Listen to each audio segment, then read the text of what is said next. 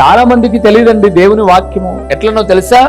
వాక్యము హెచ్చరించి గద్దించాడు అనుకోండి, నన్ను అన్నారంటారు. దేవుడు నిన్ను ప్రేమించి ఖండిస్తున్నాడు, గద్దిస్తున్నాడు, నిన్ను సరిచేస్తూ ఉన్నాడు. ఎందుకో తెలుసా? నువ్వు బాగుపడాలని. అందుకే బాగా వింటే బాగుపడతావు, బాగా వినకపోతే ఏమవుతావు? బాధపడతావు. ఏదైనా సందర్భానుసారంగా ఏ విషయమైనా సరే మీ పిల్లల్ని గద్దిస్తారా? మీరు పక్కింటి వాళ్ళని గద్దిస్తారా? మీ పిల్లల్నే గద్దిస్తారు మీరు. ఎందుకంటే వారి మీద మీకు ఎంతో బాధ్యత ఉంది కాబట్టి, వారు ప్రయోజకులు కావాలన్న తపన మీకుంది కాబట్టి గద్దిస్తారు వాళ్ళని.